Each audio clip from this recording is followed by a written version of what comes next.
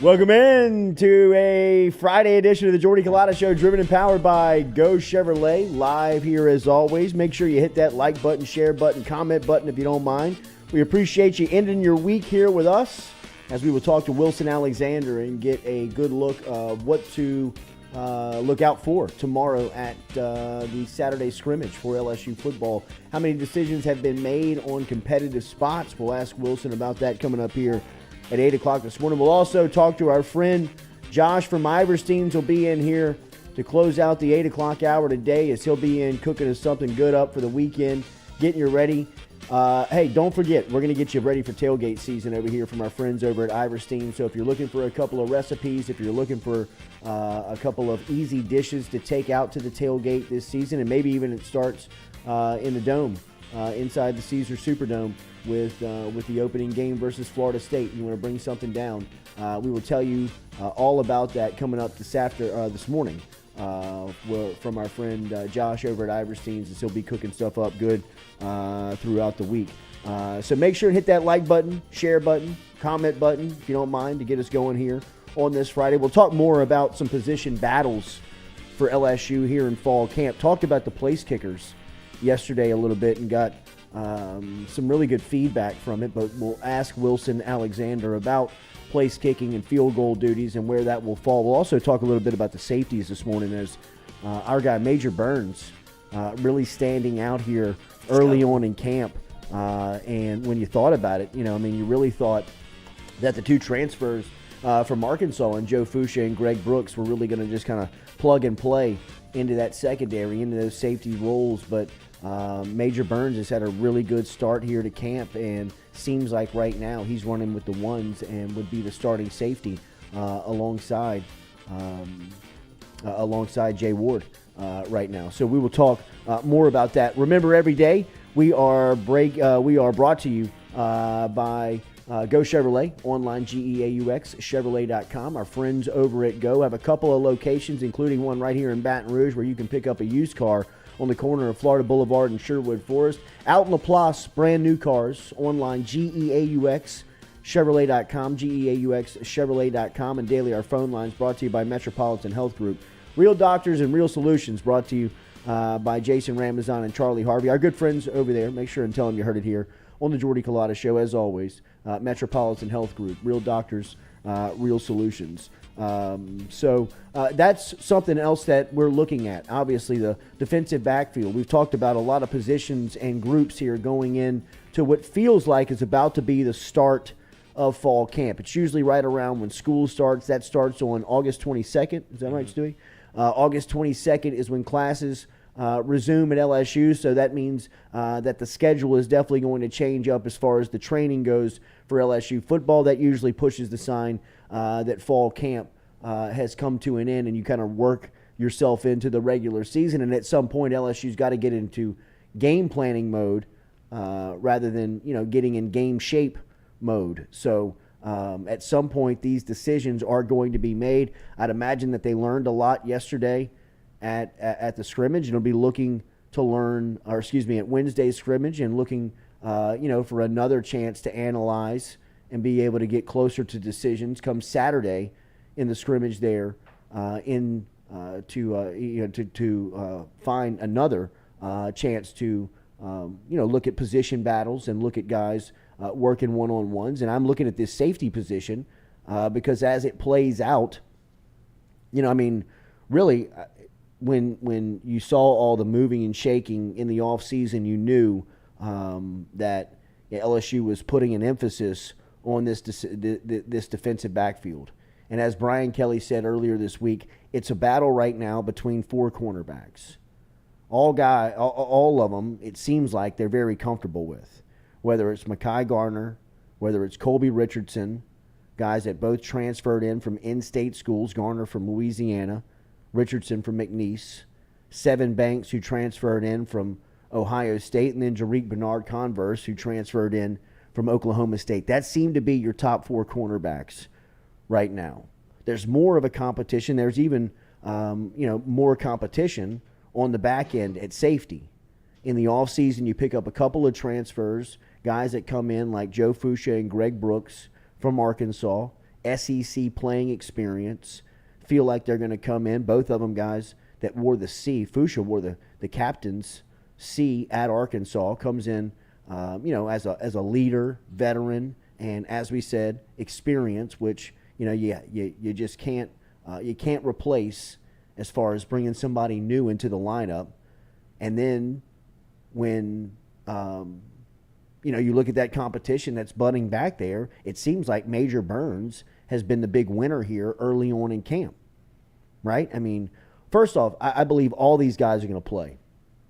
I think all of them are going to play significant time early and often for LSU, because I think, there's not a lot of difference between all of them, but there is right now from the competitive standpoint, there are some things that stand out, and it looks like Major Burns would be with that first unit alongside Jay Ward. And then I think you look at the nickel position and you see Greg Brooks, that's probably going to be the first up. Sage Ryan's another guy that's getting some look back there as a guy that could possibly step in and help you. But that safety position too is pretty competitive, and it's pretty fun to watch on how it's going to shake out. And like I said, I expect a lot like the cornerback position.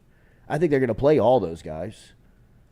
For as fierce as that competition is, and it's every day guys going back and forth, I still think you got to have all of them to be competitive here throughout the season. So another testament to what this staff has been able to do in recruiting, because, as we've said so many times, and it feels like we do, almost the same bit when describing what the roster was like, when they were playing in the bowl game in January over in Houston. I mean, there were some real dire scenarios and dire positions that you looked at and said, man, how are you going to be competitive in the spring and into the fall? And, offensive line, defensive backfield are two groups that just, I know it seems like overnight, but it's miracle type work. It's Matt McMahon type work in what they were able to do to restore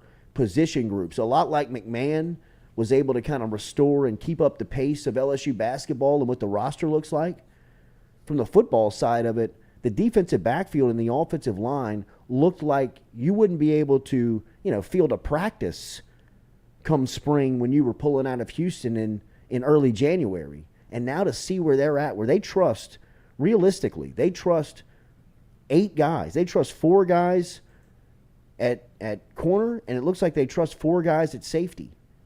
I mean, to have that peace of mind security coming where you come from, coming where you've been in just the first year and a half of a recruiting cycle is another, real positive sign of what to expect from LSU under Brian Kelly. So, it's cool to see a lot of these positions really starting to take shape and decisions starting to, as we said, it feels like really close to being made here with, some of these guys and some of these fierce position battles like quarterback, like offensive line, like defensive backfield, some spots at linebacker. Talking to some people around the program, going to be really tough to keep Harold Perkins off the field early on here in the season. But, to get him on the field, it's going to be in some situational spots, third down scenarios, obvious passing situations. Put him on the field where you want him to cover, where you want him to blitz, where you want him to just run, right? Just show off how athletic and how fast he is. But it's going to get to a point where it feels like he's going to be in the discussion on whether or not he should start. A lot like Emory Jones, right? Like Emory Jones is going to play significant time, I believe. I think he'll get a couple of series in the Florida State game to see how and if he can handle the speed of it. If he can handle the first series he goes out there, maybe he gets another series in the second half. The second week versus Southern, extend his time. Depending on the health of the unit, you may even give him a start. See how he looks in just, playing his first home game of college football. Next week versus New Mexico, maybe the same type of expectation from putting him out there. And then versus Mississippi State at the end of, at the midpoint of September, he might be ready to go. And there's a couple of guys that are on that trajectory that you're looking at in the first couple of weeks of the season. And, I think that they're littered all over the field. Safety, like we just talked about, is very competitive. Offensive line has position and spots that are very competitive. I mean, Brian Kelly kind of alluded to it earlier this week that, that starting five that we've seen pretty regularly of, Will Campbell at the left guard, at the left tackle, Tremont Shorts at the left guard, Garrett Dellinger at the center position, Miles Frazier at the right guard, and Anthony Bradford at the right tackle spot.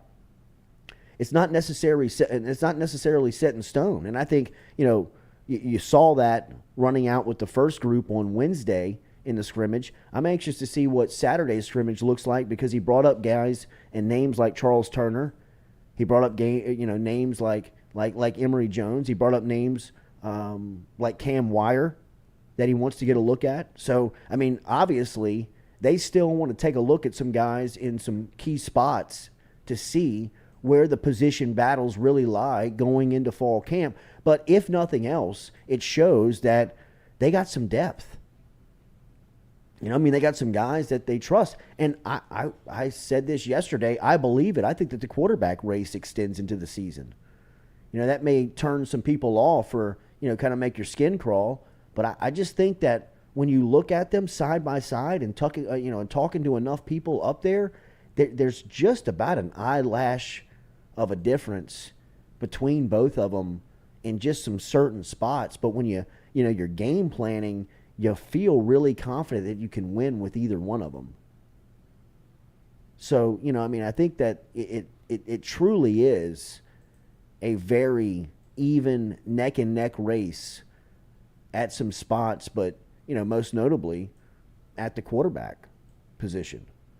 How often, or I guess the better way to ask it is, you don't think that this roster is set in stone at really any position, right? Like, aside from what you have at wide receiver, whenever you defensive line, yeah, absolutely. But when you get into, like, the lineup that you see for Florida State will not be the same lineup you see probably week 5, week 6. Mississippi State, week 3. There will be a significant difference between not significant, but there will be a difference between the Florida State-looking LSU team to what they look like when they open up conference play versus Mississippi State in week 4. Because it feels like a lot of Florida State is just get through it, win it, just get a win however you can. Because it doesn't like obviously Florida State gets their week 0 game, which I don't know how you're able to schedule. Just throw that in there before week 1, but if LSU it feels like LSU just needs to win. It feels like they just want to win that game. It doesn't matter who the starter is or who's not the starter. If it takes both, it takes both. I don't know. Like Harold Perkins will be out there, but he's not going to be a starter. But by week 3, week 4. He's going to be undeniably good to the point where you need him in conference play. He's going to play. But it feels like Brian Kelly's going to go with the guys that he trusts to get at least one win against Florida State. Absolutely. And that's why I think that there was a lot of feeling that Miles Brennan might start the first game because he's just got the most experience, or at least from an LSU standpoint. He was the most he was the oldest. He was the guy that made the most sense, kind of. Yeah, right. Like, he seemed like you would just kind of throw him out there and say, look, let's try to win it with your most mature team. But, I think that there is the feeling against Florida State, especially with them having a week 0 game. If you recall last year, UCLA had a week 0 game. They played the week before LSU got there, and I don't know how big of a competitive difference it makes, but I think it accounts for something. I really do. I mean, I think the opportunity to just go through a game day. I mean, really. I mean, just ride the bus to the stadium, get dressed in the locker room, go through warm-ups, run out of the tunnel, do the coin toss, things that you can't recreate on a practice field. First tackle of the season. Yeah, I mean, just all of that, man. I mean, the first time you get hit, against somebody else that matters. I mean, first time you make a play, you can kind of ride your confidence into a second week of action. So, I mean, I don't think that it wins or loses the game for you, but it's a small advantage for the team that I think has the opportunity to play. There's a lot of things that you kind of figure out when you just go through the process of playing. Yeah, so, I mean, I do believe that there is, I mean, it does. If you're Brian Kelly, you're probably like, damn, I mean, I wish they didn't have that game, or at least that LSU would have had one. I mean, the Southern game would maybe probably work better playing in week 0 than it would week 2 for LSU. Awesome. To open up the season off in Tiger Stadium against Southern, and just not work out the kinks, but work out the kinks. Start the process of it, right? Because you think you forget about like all the little things you've seen. The closer we get to the game, the more in depth the reporting is becoming. Where now they're honing in on offensive line. They're starting to notice bad snaps. They're starting to get on snap count. Now we're worried about the kicker. They're getting into the very fine details of what you want to look like in week 1, and like the things that have to be tight for you in order for you to compete and win a football game. If you can do all of that against Appalachian State, unless you're Michigan, then, it always feels a little bit better just to be like, all right, let's get this. All right, we still what we need to work on. We got a huge, massive game week 2. We were week 1. And you're like, all right, now we know for sure what we got when we line up and can compete and play a different team. That would help a little bit. But I'm also in the camp of I love to see LSU play on prime time and be like a star of the weekend. Yeah. Like you want to be that brand. No doubt. And you can still do that. Because of week 0. Week 0 used to be, it didn't exist until it feels like until last year. TV money. You're right. I think they started. 2019. I guess LSU did it that season. They played the same thing as they're doing this year, the Sunday game before Memorial Day. Right? No, they played Georgia State. They played Georgia Southern August 31st. But it wasn't that the first game of the year? Yeah, it was week 2019. Yeah. But it wasn't week 0. Yeah, but that's okay. Right. And then they had Texas was the massive game. Yeah, it was still a tune-up game. Yeah, that's what I'm saying. It feels like it used to be week 1 used to be like LSU, TCU, LSU, Oregon. It's like nobody had a tune-up game going into that thing. It's like we flipped the lights on. We better go play. Right. So, no, I mean it's definitely going to be a storyline for LSU, Florida State going into it. As far as Florida State's just got the experience of playing. LSU doesn't. Do you think no advantage? We kind of talked about this last year with UCLA, but at least you get a little tape on Florida State. But I think they're going to have to show you a lot. I mean, they'll probably be able to run their pretty basic packages, get out there and get it with a win. Absolutely, and I'd imagine that you really you know the bulk of Florida State. You really know who they are, But I mean, sure, it gives you another opportunity to just kind of get some tape, like you said, and study some tendencies and try to pick some things up. But I mean, I think for the most part, LSU's probably got Florida State pretty well scouted up to this point, right now. Well, Brian Kelly played them like 3 times in the last 3 years. Okay, Brian Kelly played them last year just with the Notre Dame team. Great game. Game of the weekend. Maybe game of the year. It was a great game. But on the flip side, do you think, I mean, I guess when you say that there's like maybe scouting tape, you saw last year that we didn't get anything from UCLA week 0. Like they came out with a totally different scheme and just said, we're going to cover 0 all game until y'all prove that you could beat it. Yeah, and LSU was never really able to get out of its own way. Yeah, like I said, I don't think that LSU was able to take too much away from week 0. I just think that the advantage for the team that plays it is just to go through the motions. Yeah, give live game reps. Hey, that's a penalty. Absolutely. Yeah, bring it back. Just be able to go through the process of what game day feels and looks like. I think that's the advantage to the team that plays. So I think that's going to be something that we talk about leading up to it. But it will be good to see Florida State play. I mean, college football season is under 2 weeks. Mm-hmm. I mean, last night, Thursday night, it starts 2 weeks from last night. So, I mean, 2 weeks from today, we'll be talking about Florida State playing tomorrow. Yeah, we'll be in mayhem. We'll be in NOLA? For the game the next weekend? Mm-hmm. Oh, for sure. Mm-hmm. Absolutely. And then Holiday Monday, are we coming back? We'll have to do a show Monday. From New Orleans? Who knows where we are? Yeah. Who knows where we live? Set up in a hotel. Y'all got Ethernet? We were talking about a specialist yesterday and some of the kickers, and it looks like they got 4 guys that are still trying to figure it out at that kicking position. But one position battle that does look like it has ended and doesn't look like or feel like it's that close is Jay Bramblett. Looks like he's going to be the new punter, the transfer from Notre Dame, a Tuscaloosa, Alabama native. that ended up in South Bend. One of the best punters in college football, one of the top punters in college football. I believe he was the number one punter in the country coming out of high school, a lot like Peyton Todd. Peyton Todd feels like he's kind of on a, on a milk carton at LSU football. I mean, like, where is he? I mean, at one point he was, he was kind of like talked about like Brad Wing. Like he had this like specialist type of great kicker. He could do like the rugby kick, the golf, like kind of spin it back and do yeah, all this stuff that Brad Wing could do. And but and like I said, I mean, he was the number one pick, or excuse me, the number one punter in recruiting a couple of years ago coming out of West Monroe. He's not been able to get to the field here early on because, like I said, it feels like Bramblett is kind of the guy at the punting position. And played quarterback in high school. Bramblett? Uh-huh. He looks like a big-time athlete. 178 of 260 for 2,000 yards and 18 tuds. No, he kind of looks like a big-time athlete. But like you said, rated number 2 punter on 2x247 out of high school.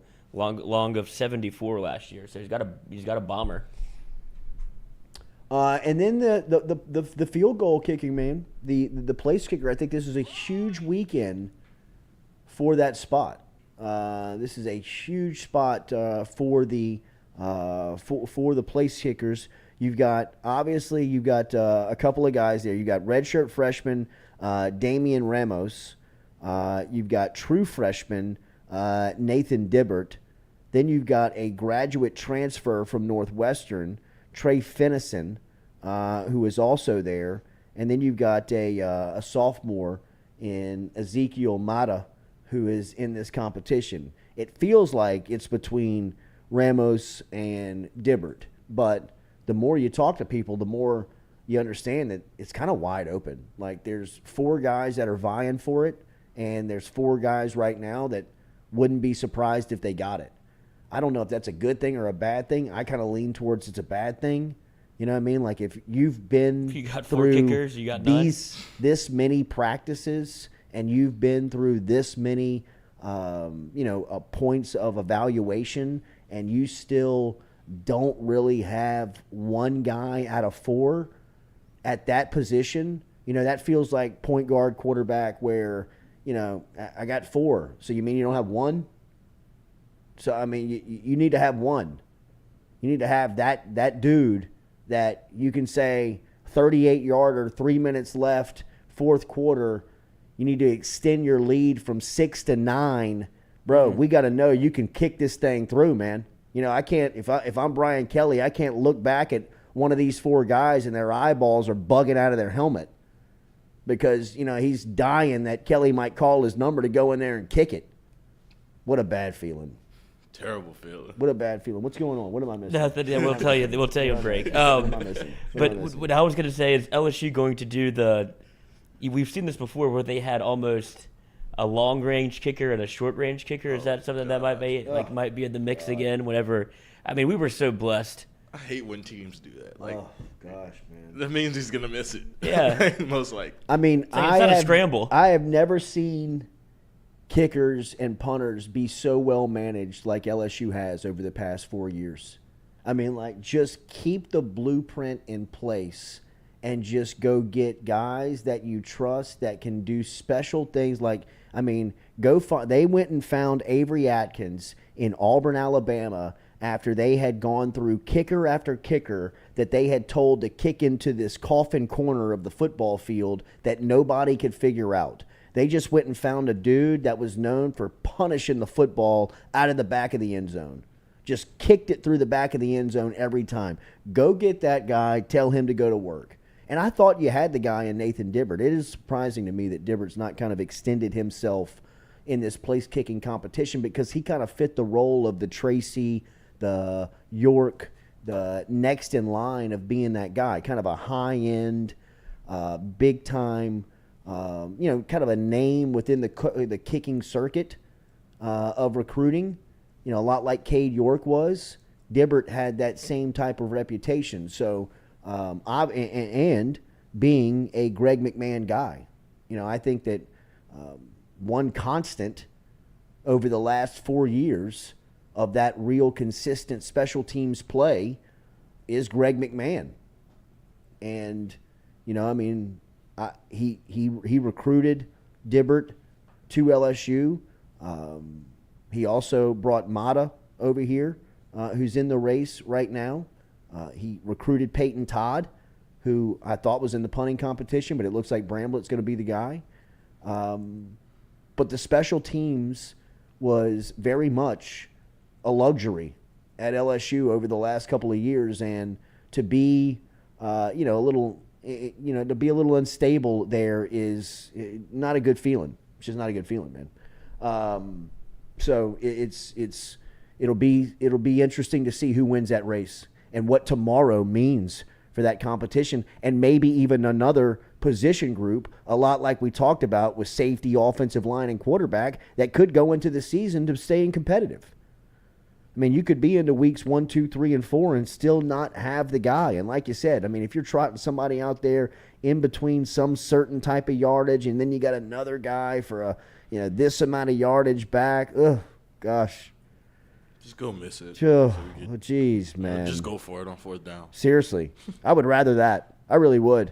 I mean, if it gets to that part, if you give me this what feels like, I mean, I heard that the 36-yarder the other day would have been out of like the TV screen.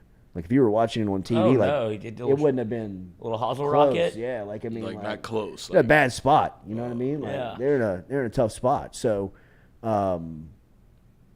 if it's, I'm not saying it's that bad, like consistently. No, we're just so used to it being You're just so used good. to it being good. And if he misses that first kick, they're gonna boo him. Like he's gonna get booed, and his confidence is probably gonna be down right after that because we're used to people making it. Like, don't come out here and miss an extra point, coach. It could get ugly. What's Cade York's numbers on his extra points? I think he missed 2. One. Yeah, he missed 1 1 or 2. I mean, I can't even remember it. I think I remember it because it was jarring. Yeah, I don't remember him missing. I don't remember him missing. I don't remember him missing either. I mean, his percentage was really high. You knew he was in a dog in Austin. Yeah. Like this first kick, you were like, Stone oh, Cold wow. Killer. Wow.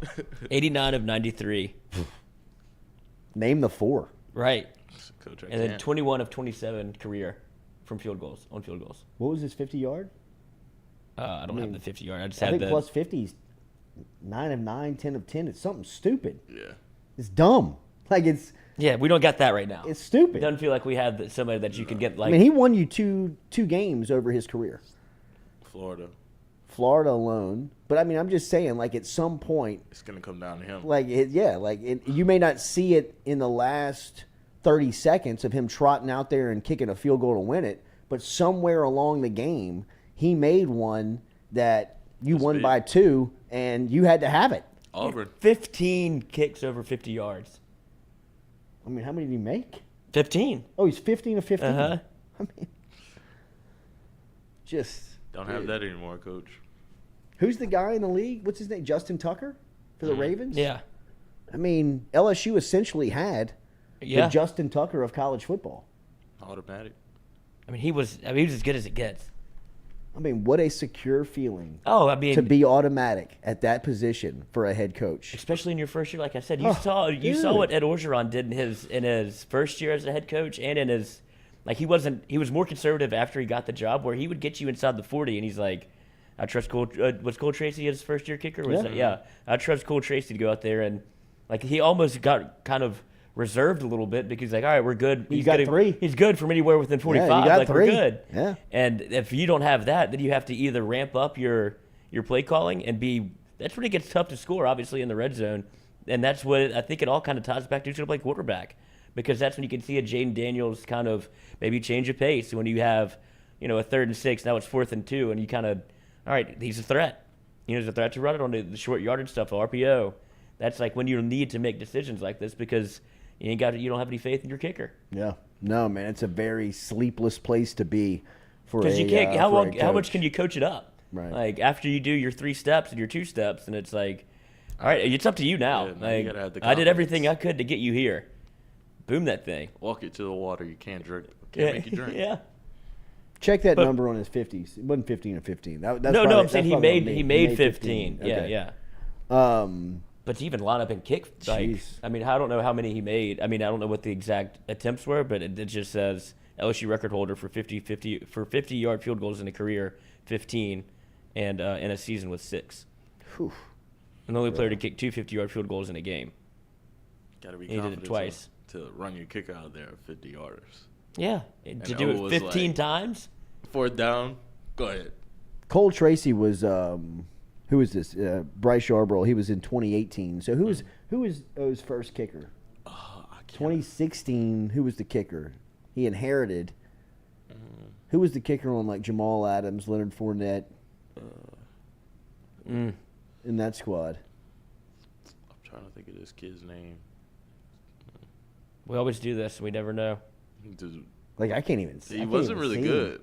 He wasn't really any good. No, I can't see it. I Was tried. it Cameron Gamble? No, Cameron Gamble. Connor Culp? Connor Culp, yep. Connor Culp. Cam Gamble. Connor Culp. Colby De La Houssaye was 2016, so I think Culp was 2017. Because De La Houssaye was a senior. You're right. Connor Culp. Well, Lost in the annals of time. yeah. Had to bring in a transfer. Forgotten name. Yeah. He had some big kicks against Auburn in 2017. Connor Culp. The DJ Chark game. Yeah.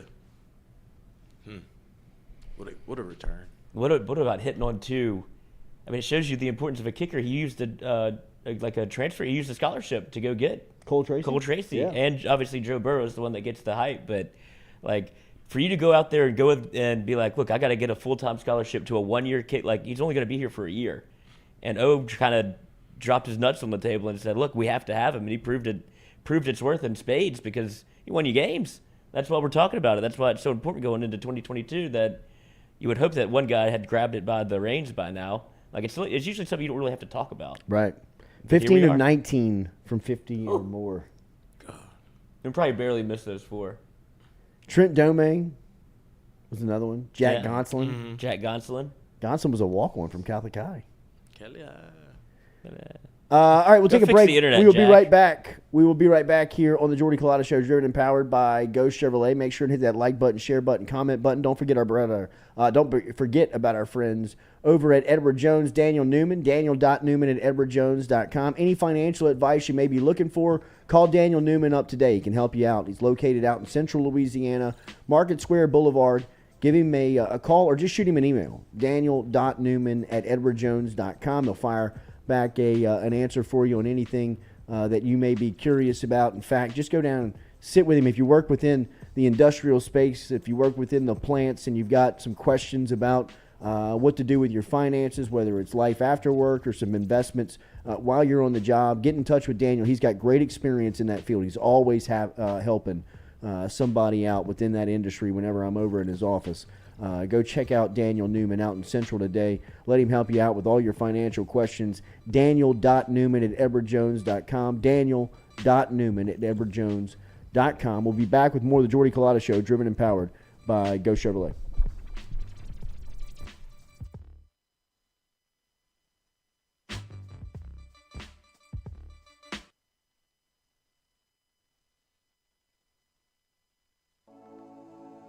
Looking to book a dumpster but no idea how?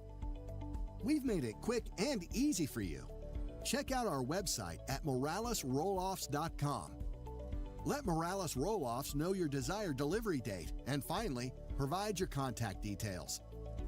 To make payment, look out for an email invoice with all your booking details. On delivery day, our driver will notify you through text and email that your dumpster is ready and on the way. Now you know how easy and convenient it is. Call Morales Roll-Offs at 225-427-0000 for your dumpster. Hey Baton Rouge, when traveling through Natchez, Mississippi, whether you need to fill up your vehicle or your belly, stop by Go-Mart and On The Go Deli. Go-Mart has clean restrooms, community coffee, an awesome beer cave, and a great selection of anything you might need on your trip. So stop by Go-Mart at 4 Sergeant Prentice Drive as you're entering Natchez on the left, and visit Tom and Wright Granning and their awesome team at Go-Mart. We're all from different places and backgrounds. We've each experienced our own versions of life, but in the end, we're all on the same team. I'm part of that team, along with these players in purple and gold. Kayshawn Buddha, Malik Neighbors, Miles Frazier, Kyron Lacy, Greg Brooks. Whether on the field or in the courtroom, your team matters. So join our team. Make a difference. Bet. Let's get it done. In a wreck, Gordon McKernan Injury Attorneys is ready to go to work for you. Come meet your team. I'm your intake specialist. I coordinate your case and connect you with your attorney and paralegal. That's us, your legal team. Thanks. And we'll fight to get you every dollar you deserve. I'm your settlements and disbursement manager, and I'm here to get you paid on time. I'm attorney Gordon McKernan. Put our team to work today. Just call us. Get it done. Do you suffer from chronic dehydration? Are you looking to improve your athletic performance and you need to get over and see our friends over at GoFlow IV? They're located on Jefferson Highway. Easy to find them online at GEAUXFlowIV.com. Make sure and use the promo code Jordy Culotta Show. If you do, they'll take 15% off of your initial visit. Check them out online, GEAUXFlowIV.com.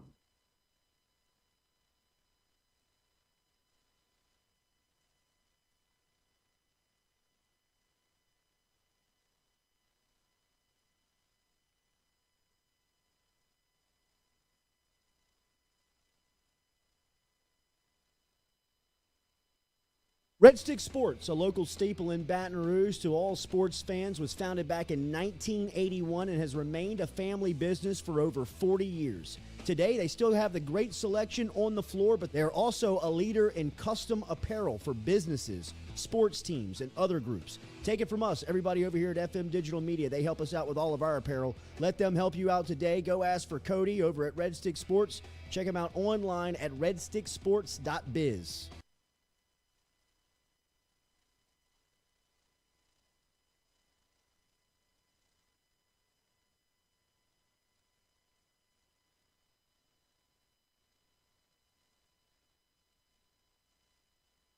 I was embarrassed about my smile.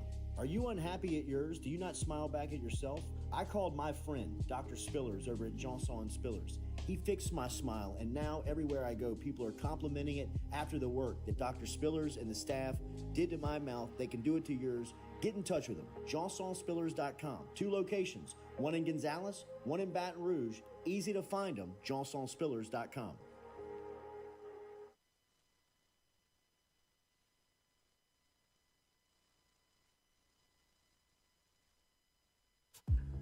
We love the crew over at Fresh Chef Kitchen. Chef Shane and his crew dropping off the meals every Monday here to FM Digital Media, whether it's breakfast, lunch, dinner. Me or the crew's going through our meals over at Fresh Chef Kitchen. Their weekly pre-order, freshly made meals, or you can walk into the cooler over there on Airline Highway. They have that fresh, same service over there at Fresh Chef Eats. FreshChefEats.com is where you can find them online. Fresh Chef Kitchen. Tell them you heard it right here on the Jordy Culotta Show.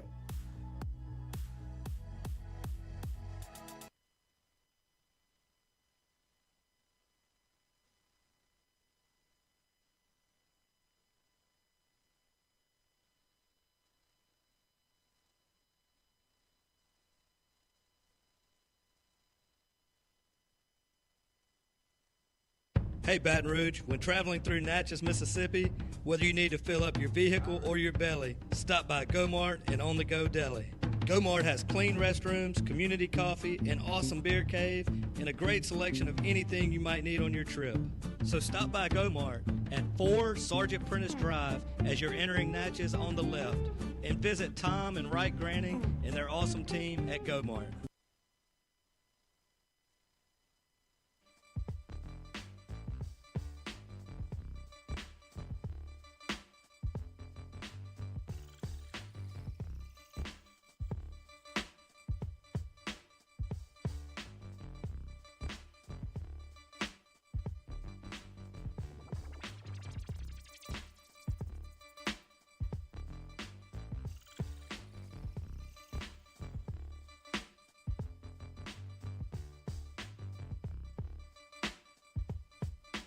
All right, welcome back here to the Jordy Culotta Show, driven and powered by Go Chevrolet, live on this Friday. Don't forget about our friends up at Iverstine's, as we will have our Foodie Friday segment, compliments of our friends over at Iverstine's. Big Josh will be through here during the 8 o'clock hour. We're also going to talk to Wilson Alexander coming up here at 8 o'clock this morning.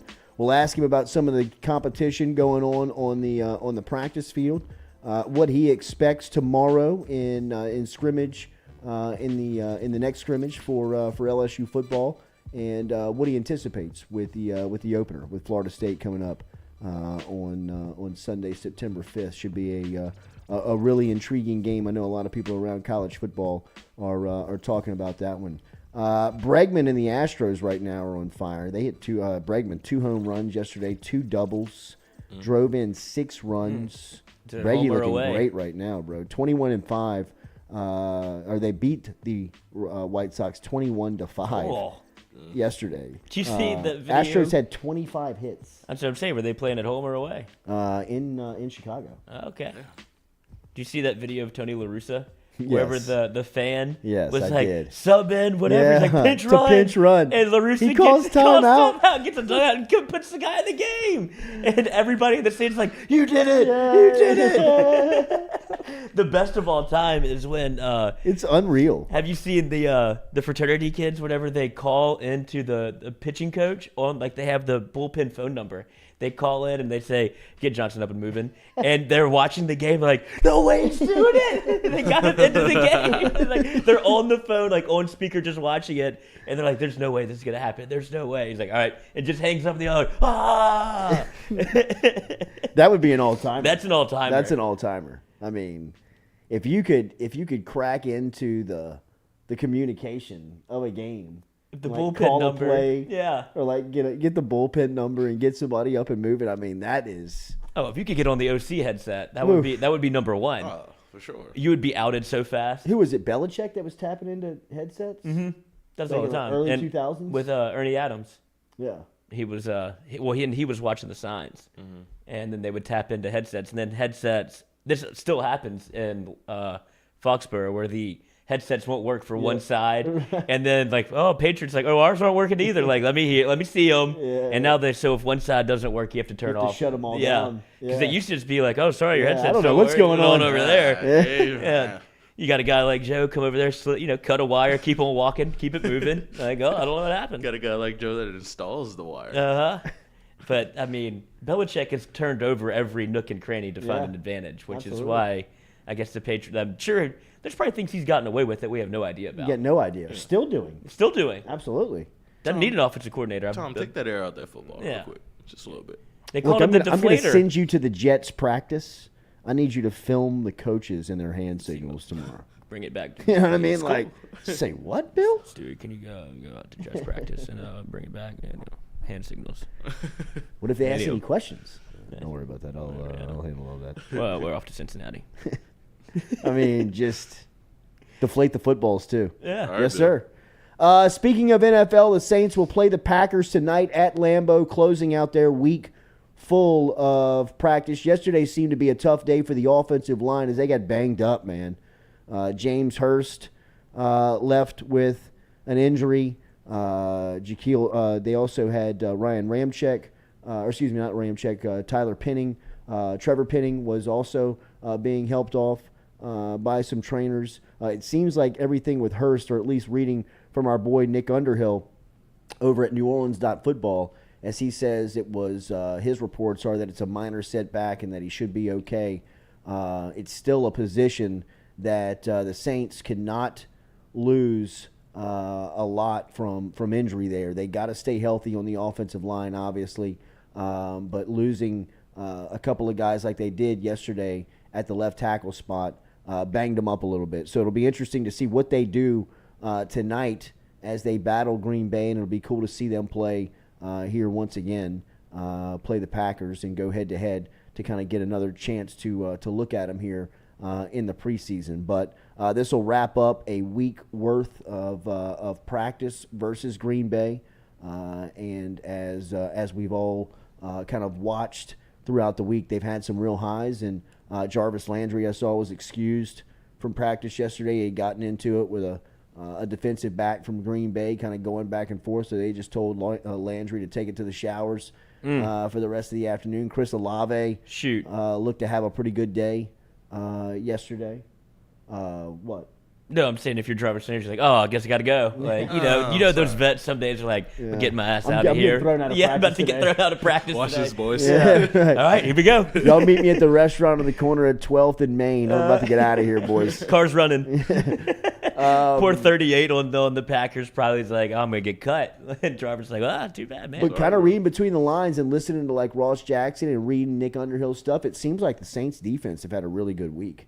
It seems like the Saints defense have been hell on Green Bay, both on the outside with guys like Adebo and Lattimore, to the back end, to what's going on with Marcus May.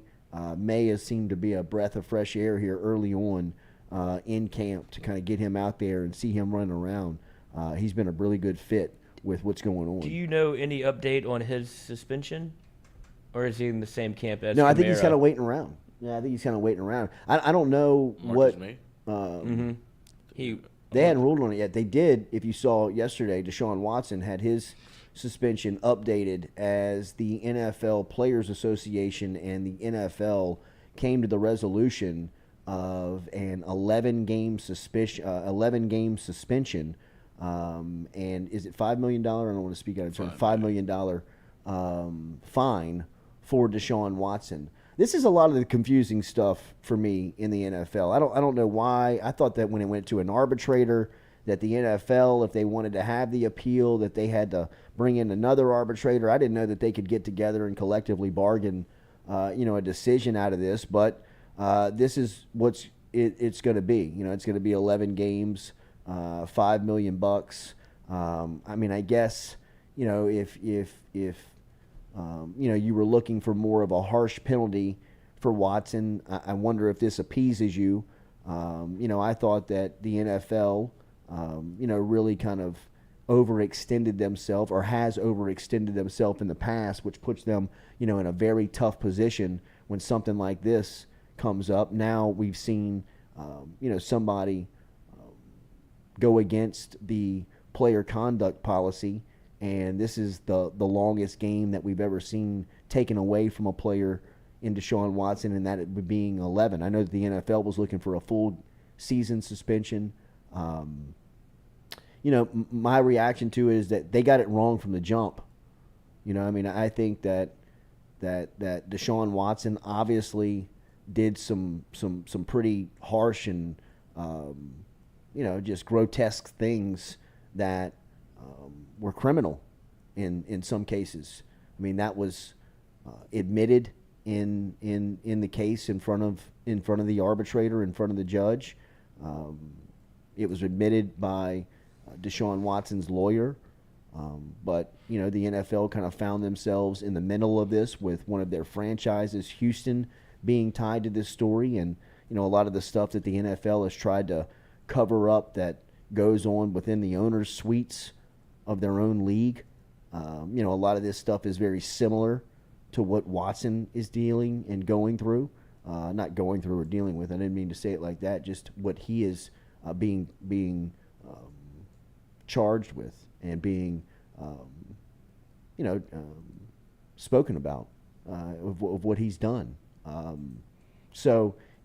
don't know if there was an enough game suspension for Watson that would have made everyone happy or enough money that would have fined him enough. I would have suspended him for a year and been okay with it. But now that it's at 11 games, who's the team that you think is the first game that Cleveland plays? Oh, God, you already when Deshaun Watson is ruled eligible? Where do you think the game is and who it's against? No, the Saints. I'm going to say the Texans. It's in Houston. It's in Houston. Absolutely. How does the NFL always do that? Is that crazy? They always line up with like these weird storylines that come from isn't the Panthers' first game against the Browns for Baker Mayfield? Yes. Yeah, it's like, how does this always work out this way? There's no way. I guess you could do them all on purpose like that, but it just doesn't seem like it would always collide together like this. It's very happenstantial, but it's crazy. Like, we'll suspend him this many games. Oh, he comes back against the Texans? You sick fuck. Like, you don't think they're going to go crazy there? No, it's going to be insane. Oh, it's going to be wild. Is it at Houston? It's in Houston. Yeah. It's... Good job, Goodell. Right. It's It probably came down to the suspension too. Like, if we bring him back here, I mean, think about the ratings that we get if he goes to Houston first game back. But here's the deal. Like, I get it. Like, it always works out for the NFL on this type of stuff, and there's obviously somewhere somebody is sitting there saying this is a possibility that you could bring him back here and you would get this type of spike if he was to come back. But, I mean, do they need that? I mean, did they really need – I mean, what has really thrown the NFL off track? Like, has the NFL ever really been threatened? I would say maybe closest would have been the Kaepernick situation where they obviously felt threatened because they reacted. Yeah, they – right? Like they settled. They did a well, not only settling with him, but just the way that they changed the policy within the league. Right? Like they felt threatened. You rarely see the NFL react. Right. You rarely see them be it's like Augusta National. Yeah, they let the news cycle play Yeah, out. it's And like, what are you you going to do You can't whatever touch you- us. you Yeah. do whatever you want. And for the NFL, like You there's know? so many other stories that come up that's like, oh, people are just going to forget about this. Like, It's a $20 billion industry. Like you the know what I CTE mean? thing. Annually. That Right? That kind of thread, no. Exactly. Like, and even that, it's almost like they, from a PR standpoint, they kind of laugh in your face with it. Like they show you that they kind of care. They want to act like they kind of care. But when it comes down to it, right, like they expect you to be out there and the game's not really going to change. yeah, here's this helmet on top of your helmet. So they even weren't even Fixed. threatened by player safety, right? Like player safety felt like something that could buzz the tower of the NFL, but it really didn't. You know what I mean? Like it's terrible as that is to say. I mean, it's still with paralysis and CTE and long-term effects of playing the game. You still don't see really a stance or a statement or a change in the way that the NFL carries themselves. They may show that they care. They may go and take extra steps on trying to get better equipment, change the rules, and do things of changing the rules. But at the end of the day, I mean, it's not as if they're going to change the overall game or suspend a game for player safety. No, and like the only thing that I guess I would say that got them in hot water was like the way that they handled the CTE stuff with like former players and like their the money that they're supposed to give, and they'd kind of shied away from that. Like that's probably one of the things. But I would say, to be honest, it was probably the Ray Rice thing. Is when Goodell was probably at this most, I guess, closest to being fired was when the Ray Rice happened, and then the video came out, and it's like you only got 2 games for that. And then that's when that's when Roger was really like, all right, the water's hot here. I got to step up, whatever. That's when he became judge, jury, executioner. Now he didn't want to do that anymore, so now they have an independent arbiter. So Roger's navigating the room pretty spectacularly from his vantage point to keep making $50 million a year. Say $50 million a year. I mean, if the stuff with Deshaun Watson pisses you off, then you have to be pissed off at Robert Kraft. He was doing the same thing. Yeah, Robert Kraft's I old. mean, like from an owner's standpoint, and that's really why the NFL was looking at this case so gingerly, so kind of like you got to tap dance how you really kind of get into this thing, because you got Daniel Snyder and Robert Kraft who are at the center of perversion. Absolutely. I mean, they're perverts. Dallas is straight in it up. too. Yeah. Absolutely. Jerry Jones. But you can't touch them. They're untouchable. Like you saw what happened with the Washington Commanders whenever he he got deposed, and he was like, I'm in the south of France. Yeah. Like I have so much fuck you money that I'm sorry, I'm not going to be. Roger, can you go? Actually, Roger, you have to go. Yeah, right. Well, and Roger, that's why we pay you. He You just was go. taking shots. He's like, I didn't do any of this. He's like, doesn't matter. You have to have somebody to represent. You're and here, I'm in so- France, bro. Can't even zoom in. I mean, they Sorry. pay Goodell $40 million just to wear a shield. Like, Absolutely. legitimately, Protect the like, shield with the shield. Absolutely. And if Captain America. we get called to the carbon, it's you, bro. Yeah. Like, you're taking those bullets, and here's your access to the private plane, and here's a $40 million annual salary, and here's the perks and the long-term benefits of working for the league. But I mean, you can't touch us, and the league is untouchable. I mean, it feels untouchable. I mean, this Deshaun Watson stuff, for as grotesque and as just appalling as it seems and as it is, The NFL moves on. are you gonna watch? I mean, I'm disgusted by it. I mean, I've got sisters.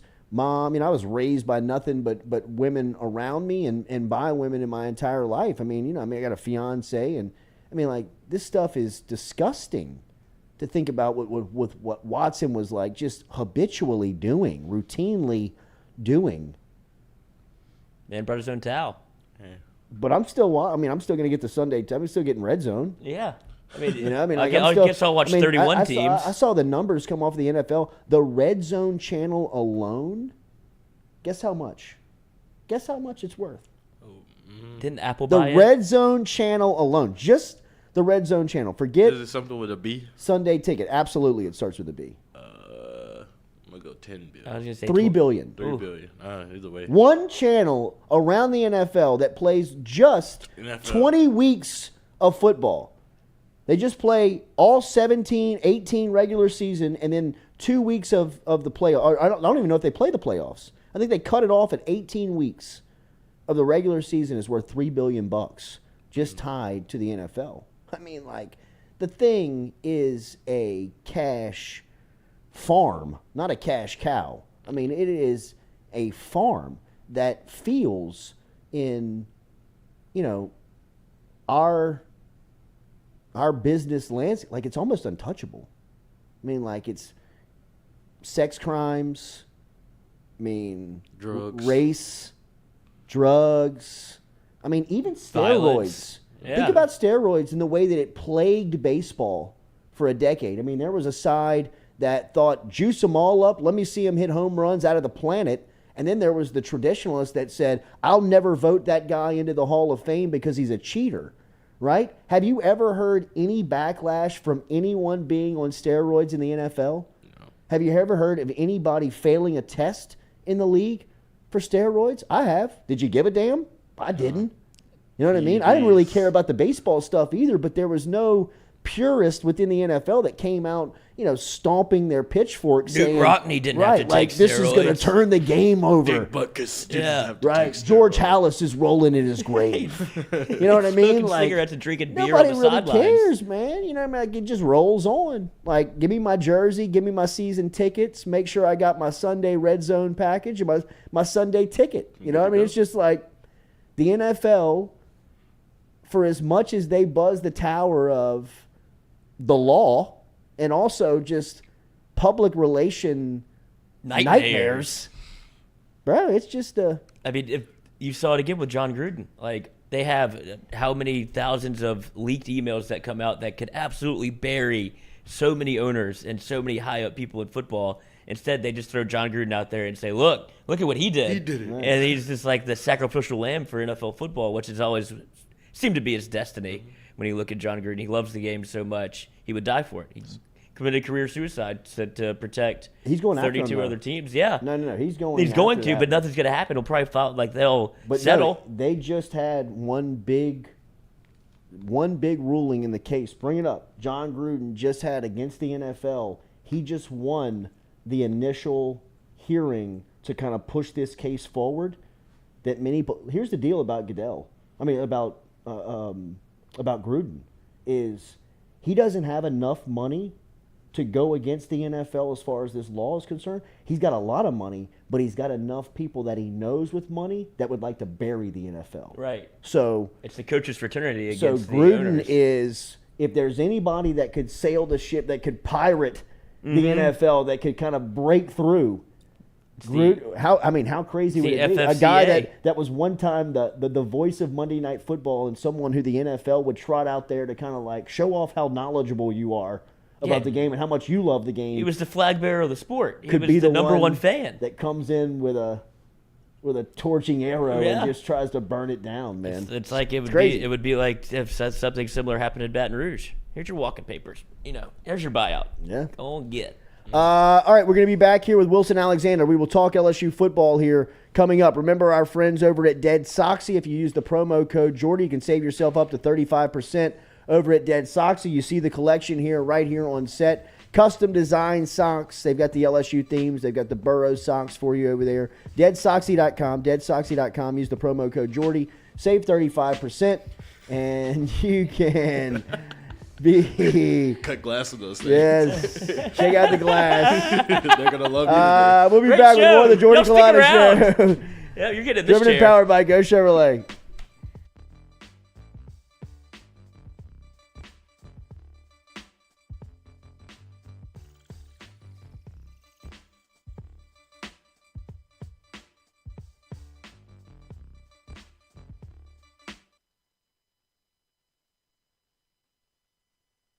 In a wreck, Gordon McKernan Injury Attorneys is ready to go to work for you. Come meet your team. I'm your intake specialist. I coordinate your case and connect you with your attorney and paralegal.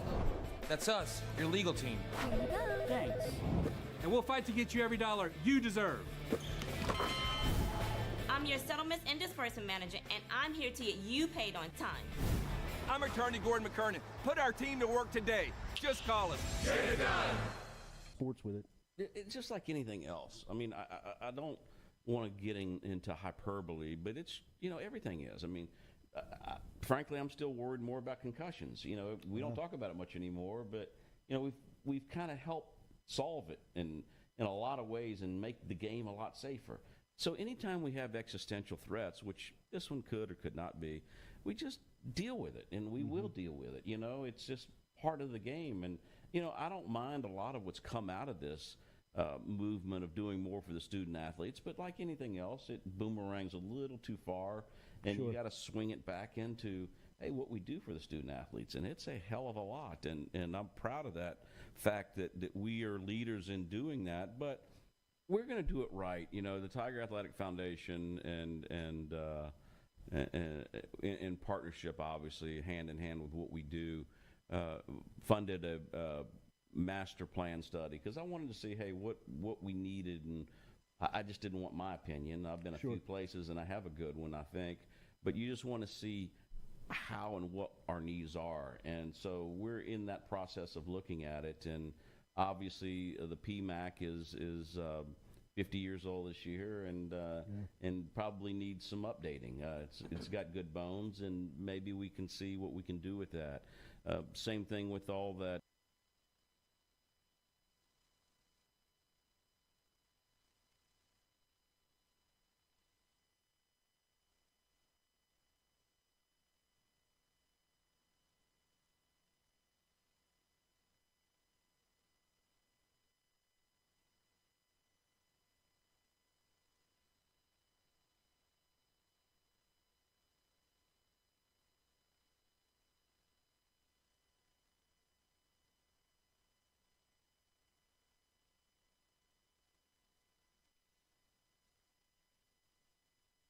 I was embarrassed about my smile. Are you unhappy at yours? Do you not smile back at yourself? I called my friend, Dr. Spillers, over at Johnson & Spillers. He fixed my smile, and now everywhere I go, people are complimenting it after the work that Dr. Spillers and the staff did to my mouth. They can do it to yours. Get in touch with them. JohnsonSpillers.com. 2 locations, one in Gonzales, one in Baton Rouge. Easy to find them, JohnsonSpillers.com.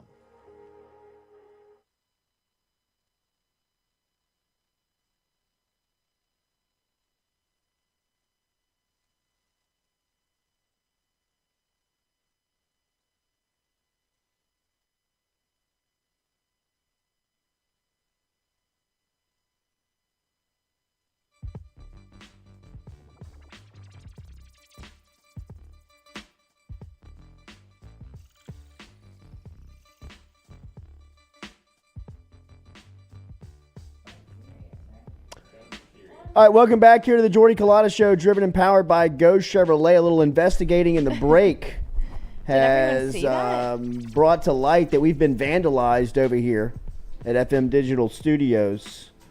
Lloyd made a trip to the street. We're marked men. I don't get it. Looks like we've got a cult on our back here. Yeah, cult 6. Or they're saying we're a cult. I don't know. Who are the 6? Who are the 6 of us in the cult? Are there 6 of us? I don't know. 2, 1, 2, 4, 3. 5. We got more than 6 in the cult. Yeah, we have the way more Culotta than cult. 6 in the cult. Maybe it's 6 in the cult that's out to get us. That's what Somebody has to know what that means. Scarborough, Sanji. Did you get it on? Cobble. Can you put it up there, or did they already see it? They already saw it? It was live. Can anyone help us? What does it mean? We've been vandalized. If you're out there, there is a chance that it means looks like fresh a hit's paint. coming. I mean, it looks like it's happened Fresh within the paint. like the last 2 hours. Yeah. while we were in here. Well, it wasn't there yesterday, so it's pretty fresh. It's sad that I didn't even notice it driving in. Wilson Alexander false. seems like a loyalist. We love him. We love Wilson. He's Did got he do great it? hair. Hands are covered in spray paint. No chance he did it. Oh my God, he's got black They paint come in all a over his ski hands. mask. Wilson, was it you? Good morning. How are you, buddy? It was not me, but Okay. I think it probably means who's starting at quarterback. Who is starting at quarterback, Wilson? Tell us now. Breaking news. Wilson Alexander from The Advocate said... I wish I could say. Oh! I Miles don't. Brennan. I know. Obviously, I don't think a starter has been named just yet, but it seems maybe headed toward Jaden Daniels. He's of course been taking so many reps with the ones. Garrett Nussmeier by no means looks out of this competition, and he throws such a good ball. But Jaden has been getting a lot of those first team, sort of the first person to get those first team reps, and then they start splitting whenever we've been out of practice. And he looks a lot better than he did in the spring when he's getting those reps too. How much of these competitions that are happening right now, offensive line, quarterback, defensive back, even place kicker, go into the season, in your opinion? Ooh, that's a good question. Brian Kelly has never been afraid to change somebody at a position and move things around. When you look back at his track record, especially at quarterback during the season, offensive line seems like once they get that set, that might be barring injury or if those struggles with snapping really continue into the year. That seems like it would probably stay as whatever the starting five is, unless they really struggle or there's like some issue. Kicker could definitely probably be the one that changes the most. I mean, gosh, they do not seem to have a perfect option, to say the least, at kicker right now. I wouldn't be surprised if it, during the year both quarterbacks played. But yeah, there could definitely be some movement at the place kicker position if somebody doesn't begin to step up. What do you make of that offensive line competition? I thought that he kind of dove a little into it after Wednesday's scrimmage, talking about wanting to see more from maybe Cam Wire and Charles Turner. What did that tell you about the competition? Even Emory Jones' name, he keeps slipping in there. Yeah, that was a little bit of a call to say to those guys, like, hey, you still got a chance. Make sure you continue to compete. They want that. Brad Davis's whole thing ever since he got here was competition on the offensive line, never wanting to let anybody get complacent. So even though they've had sort of the same starting five, Will Campbell at left tackle, Tremont Shorts at left guard, Dellinger at center, Frazier at right guard, and Anthony Bradford at right tackle for most of camp at this point, they don't want anybody to get to sort of rest. And so those competitions, they're going to make sure that they keep going to not let anybody get complacent back there. So, Cam Wire, of course, especially with him being a senior with the amount of experience that he has, really the only somewhat returning starter on this whole offensive line, want to make sure that he could still have a chance. See Anthony Bradford inside because he's got that experience at guard, kind of see what that looks like before they actually decide, okay, this is our starting five. We talked about the safety competition earlier in hour number one, and Major Burns seems like he's had a nice start to camp here in running out there with the ones ahead of Joe Fuchsia alongside Jay Ward. What do you see on that defensive back end as far as guys that are in competition there and how deep they are? That's been really interesting to see Major out there. Of course, he started 5 games last year before suffering the foot injury, and then was out all of spring as he continued to recover from that. But they brought in Joe as one of the guys who you thought, okay, he'll probably start because he's proven that he can start at Arkansas. I mean, another SEC team, and they were looking to reload in the secondary, bringing in guys like him and Greg Brooks and Jarek Bernard-Converse from Oklahoma State, et cetera. And Joe seemed like one of those guys who figured you could kind of pencil in as a starter, but that's probably a good sign that if Major's passing him up and getting those first team reps, that he's probably gotten even better since he was last year, and it's kind of a good sign for the depth that they have at safety. If Joe isn't even end up starting, and even if he does start, then you probably feel comfortable with Major if he has to come into the game too, because he looks really good out there. He's just has a presence about him in the back end that Brian Kelly mentioned. You can kind of see it. He's communicating well. He's coming up to make hits and plays in the box. We saw that a couple times at practice earlier this week. He looks like he's made a step forward here in his second year at LSU. How about the competition at cornerback? Another position that I guess early on in Kelly's tenure at LSU, I say early on, just like back in month one, he was probably looking at that spot saying, geez, man, we got to got to do some work here in the portal and get to recruiting. Now it seems like he's got a group that he trusts. What do you make of the competition on the outside?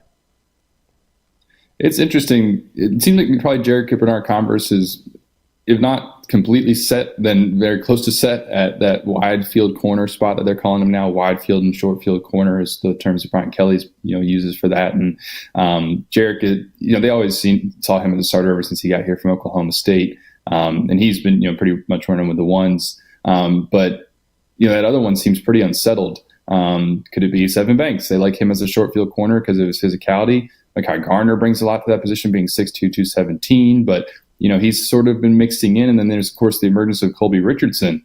As if he isn't a starter, then probably rotates in during the year, which even if he's just doing that, it would be really impressive having jumped from McNeese State over the summer, goes from 167 to 190 pounds, broke up a few passes and intended for Kayshawn the other day. And that's not easy to do against Kayshawn. And so that's been impressive to see him. You don't want to make maybe too much of it yet just because, camp stars don't always turn into regular season starters or anything like that. But it's been impressive to see him. So they've got that group of 4 that they feel really good about.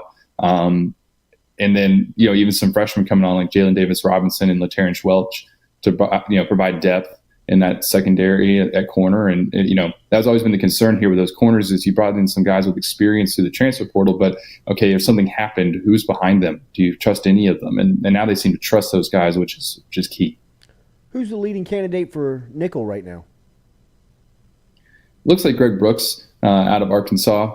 We saw Sage Ryan get some first team reps with the ones last week at nickel. And I was told, talking to some staffers, like, hey, Greg, Sage is pushing Greg right now, which is what you want to hear with Sage Ryan in year 2 after injuries, really kept hampering him during his freshman season. But, former 5-star there, you'd expect him to kind of break out at some point. And, he seems maybe that he's close, but Greg has that experience and, has proven himself in the SEC at this point. And he seems to probably be the starter at nickel. Running back seems to be a position here early on that a lot of people are talking about. John Emery was the name going in, but other names are starting to pop here in the first couple of weeks of camp. What do you make of the competition there? It's been interesting because, like you said, Emery was like the name all spring. Everybody talking about John Emery, and you could see like when he was running, he looked explosive. He was running through people instead of just trying to dodge them and get out of the way. And that was quite maybe a mindset shift from him. But Noah Cain seems to be maybe the first guy up, and then Armani Goodwin has probably passed him too. I mean, Armani was getting the majority of the first team reps at the open practice earlier this week, and he looked great with them too. Hitting the hole hard, getting upfield, low pad level. He's only like 5'8", but he's got such explosiveness. We saw him just run over Colby Richardson after catching a pass out of the backfield and score. They liked him a lot as a freshman, and he just had some injuries and couldn't really stay on the field. But now that he's healthy, he looks like he'll contribute. Brian Kelly had said that this would be kind of a running back by committee situation, but maybe the pecking order within that committee has changed a little bit since the spring. Wilson, I know this is kind of forecasting, but how much different do you believe this team will look in week 4 than it does in week 1? That's a great question. I haven't really considered it too much yet, frankly, but it'll probably look a good bit different because when you have a first-year coach like this and a first-year team, sometimes there's some growing pains, but there's usually the team usually looks pretty different by the end of the year than it does at the very beginning. Now LSU will have by week 4 played, Florida State. That's going to be a decent measuring stick, even though FSU isn't the program that it has been in the past. And Mississippi State. The other 2 games aren't going to be as revealing with Southern and New Mexico State, but or I guess it's just New Mexico. But Mississippi State will tell you something, and then so will Florida State. And so you're going to really probably see growth or change of some kind come October and into November in the meat of that SEC schedule.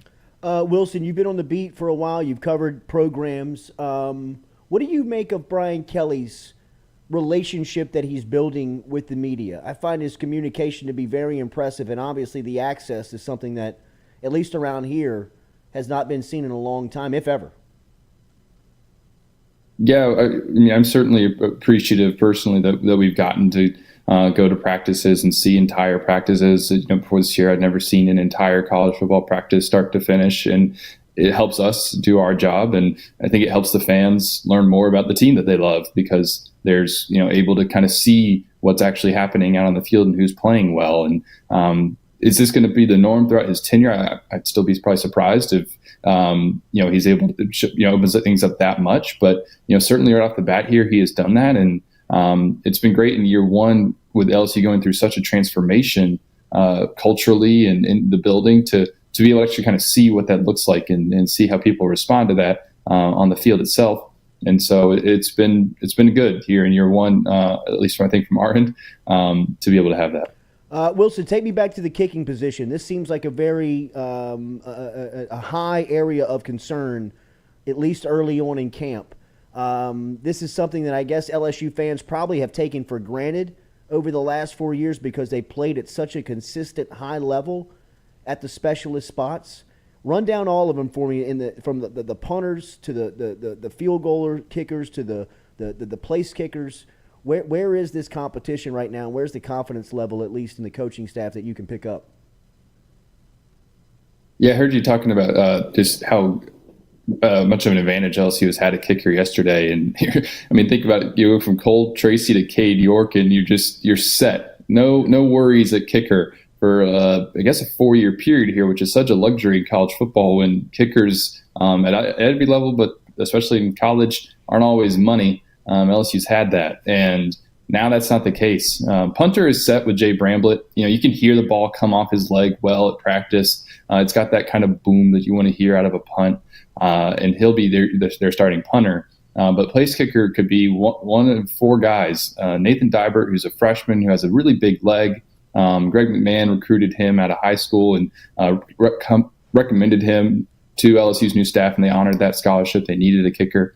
But we haven't seen him take field goal reps during a practice yet. Off to the side maybe, but not during a full team period. First, I think we saw Ezekiel Mata last week, who's a walk-on who's been here for a little bit. He had like a 48-yarder actually during the spring game. That was kind of impressive. But then this past week, it was Damian Ramos, and he missed about a 38-yard field goal, but that was because of the snap from Slade Roy was low. And then there's Trey Finnison, who's a walk-on from Northwestern, but Trey has never actually kicked a field goal in a game. He was more of a kickoff specialist his freshman year, and so maybe they use him as that because they also need a kickoff specialist after Avery Atkins graduated and moved on. So I think there is some concern here because there's nobody who has emerged as a surefire option at kicker. And there just always happens to be a game or some point during the season where you got to have one, and they don't maybe seem to have that yet. Maybe someone will emerge and really end up playing well, but that's got to be a spot of concern at this point. Jack Besh made his way back to the practice field yesterday. What does that do for the wide receiver rotation? Yeah, we'll need to see, how he kind of fits in, because the first 3 maybe seems set with Jeray Jenkins, Malik Neighbors, and Kayshawn. But Kyron Lacey and Brian Thomas have sort of been jockeying for that sort of 4th and 5th receiver spot. And then when you add Jack into the mix with what he accomplished as a freshman, leading the team in receptions and having the year that he had, he's certainly a dynamic option, especially if you want to kind of play him out of the slot, but he can play on the outside as well. And so we'll need to see with him. He still didn't participate in like a full team period.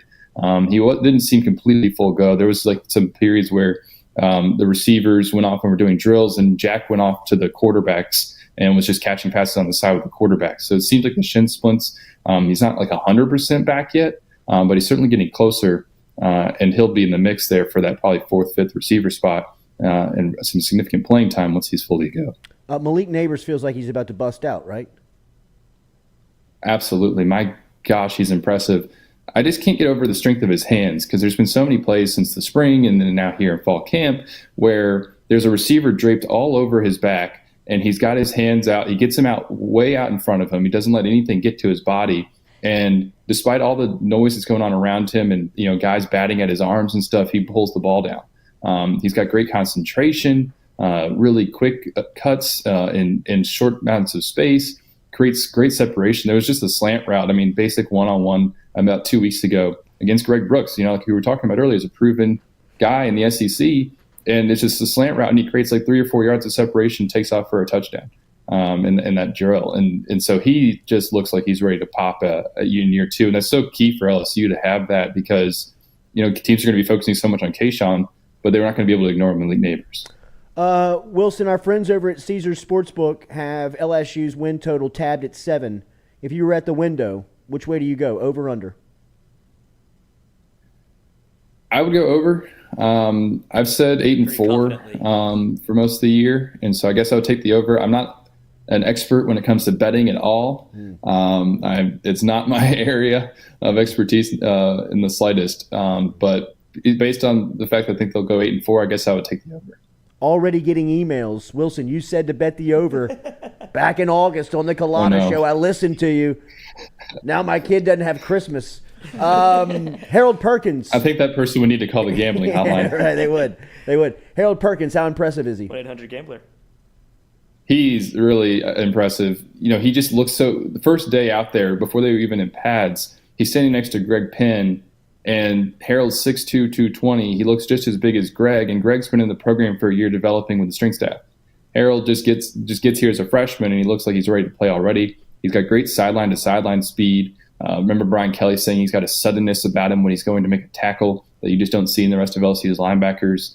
He looks like, you could tell he was probably going to fit in some way into this linebacker rotation as a freshman, but that seems like that's absolutely going to happen here in year 1. That Greg Penn and Mike still, I think, are still their starters there, but as they rotate, because we saw that they are going to use 3 linebackers sometimes, especially when you get into short yardage or like on the goal line, and maybe even sometimes in the middle of the field, frankly, because we saw that Matt House wants to be multiple, that Harold could be the guy that comes in to do that, because even though he's a freshman, he's picking things up fast, and physically he's already looks like he's there.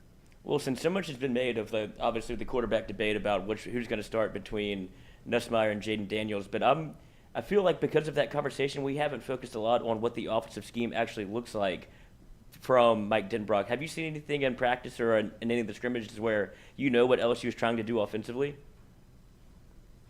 A little bit. It's not like a revolutionary offensive scheme like when you think back to 2019 and everybody was talking about the RPO and trying to figure out what that was. They're going to run RPO, especially with Jaden. They like what he's able to do with that because of his legs. But we also, interestingly enough, seen them go under center a few times. Brian Denbrock said back in the spring that they would do that occasionally.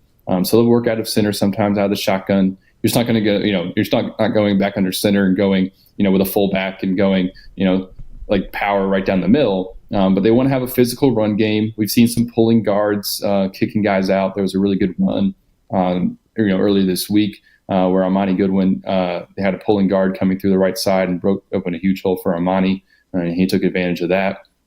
So a lot of 3 wide receiver sets, some 11 personnel as well. I know those are just kind of throwing out a lot of terms, but that's kind of what we've seen so far is, so kind of your basic modern offense in some ways, but they'll run RPO and try to be pretty quick in the passing game. And they're not super hurry up from what we've seen in practice, but try to maintain some tempo as they're going along. Wilson, one from a listener before we get you out of here, asking about Micah Baskerville and what you have seen from him and what the expectation is for him here in his final year. Mike is a particularly interesting player under Brian Kelly because, he was a starter basically for the last 2 years and played fairly well, certainly at times. And yet he had to kind of work his way back up the depth chart and, all those standards that Kelly talks about with, what they want academically and off the field and all that. Mike kind of had to meet some of those expectations under this new staff and work his way back up the depth chart.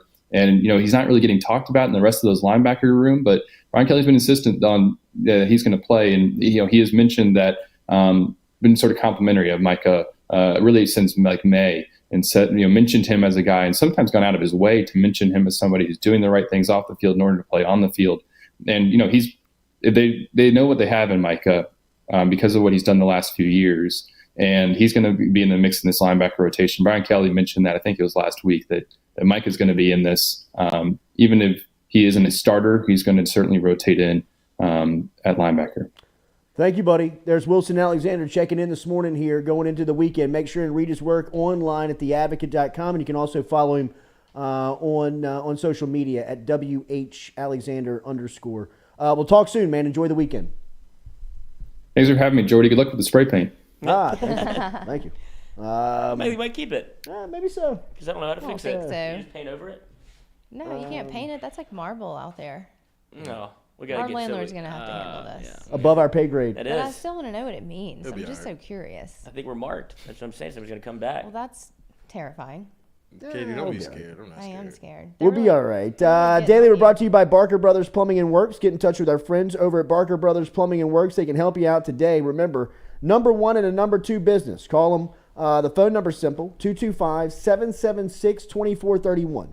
225-776-2431. Mention the Jordy Culotta Show. Save yourself 15% over there. They can help you out with all your plumbing needs, whether it's industrial, commercial, residential. Get in touch with Jude Barker and the crew over there. No social media, no website. You got to call the number, 225-776-2431. 225-776-2431. Mention the show. Save 15% over there at Barker Brothers Plumbing and Works. We'll be back. The Carpool Queen is here. We'll reset it. We will get ready for Iverstine's as Josh is in from Iverstine's today. We'll be back with more of the Jordy Culotta Show. Huh? What kind of meat we having today? I don't know. Breakfast meat. That's a meat for you. I don't know. We'll be back with more of the Jordy Culotta Show. Iverstine serving it up here on a Foodie Friday. They're all.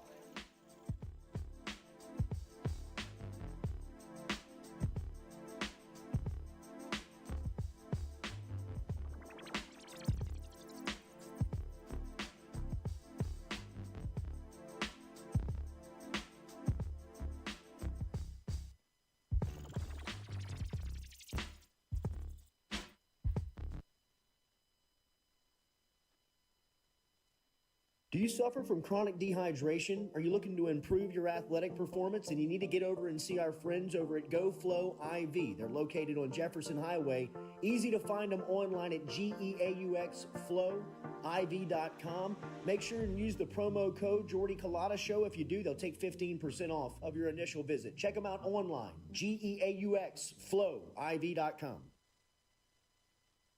I was excited to come to a top level program. I've been at a lot of great places, been very fortunate in my career, but to really say that you have an opportunity every year, once we get it rolling, to win a national championship, there's not very many places that you can say that. So for him to offer me the opportunity to come with him to LSU was nothing but humility and gratitude. Some Sunday players in that room. But again, it's got to be the total package, the total process of buy-in, of understanding what we're trying to get done, of figuring out how we want it to get done, but also allowing those guys to be able to play with instincts. For example, I think Jay Ward is long and athletic. He's very versatile. He's played corner, played nickel, played safety. Very excited about Joe Fouché, one of the transfer guys that we came in because he has a dimension of physicality. Major Burns. Fortunate enough that he was able to come back home. Again, he's long, he's athletic, so he gives you flexibility between both field and boundary safeties. And then you've got some guys that you can throw in like Brooks, Sage, Derek Davis.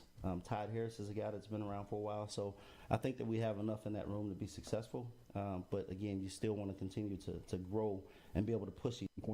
Yeah, well, I think it starts here, and we have a good bit of people on this particular staff who are from Louisiana, who know and believe in our hearts that this place produces the best football players in the country, and I think the numbers speak for themselves. Per capita, produce the most NFL players, you know what I mean? So even from an analytical standpoint, it makes sense to take the kids from here because the chances of them playing in the league are higher than if they come from anywhere else.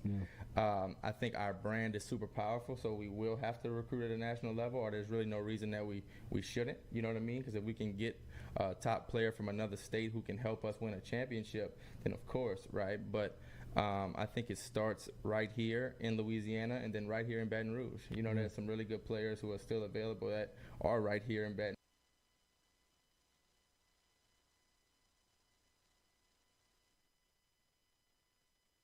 We're all from different places and backgrounds. We've each experienced our own versions of life, but in the end, we're all on the same team. I'm part of that team, along with these players in purple and gold. Kayshawn Buddha, Malik Neighbors, Miles Frazier, Kyron Lacey, Greg Brooks. Whether on the field or in the courtroom, your team matters. So join our team. Make a difference. Bet. Let's get it done. Best athlete to come out of New Iberia, Mark Roman? Kayshawn Booty. Kayshawn? Wow. Right now, Kayshawn, and Mark was a little bit before me. I was a ball boy. When Mark was playing at New Iberia Senior High School, I played like right after Mark.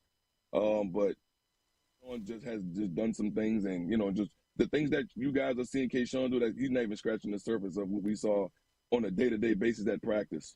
And he's unreal. He's unreal. He's so natural.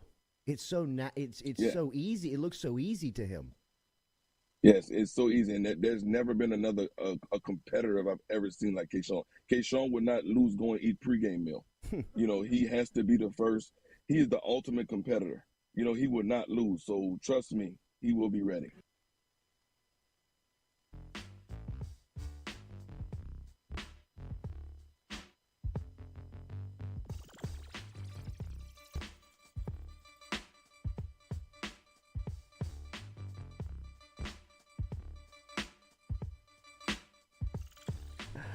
Welcome back to the Jordy Culotta Show, driven and powered by Go Chevrolet, live on this Friday. Make sure you hit that like button, share button, comment button. Louis Caro, that was nasty. Yeah, it's nasty, comment. Right? It's disgusting. I had to ask what it meant. Lloyd knew immediately. Well, it sounded like he shit his pants. That's what it sounds like. Hot boudin smothered my drawers. Cold couscous, hot boudin. What's cold couscous? That's it's like the LSU song. Oh yeah, we talked about this. Yeah. Forgot. Yeah. We're about to eat. Compliments Not of after those Iverstines. Are comments. you hungry yet? Not really. I'm starving.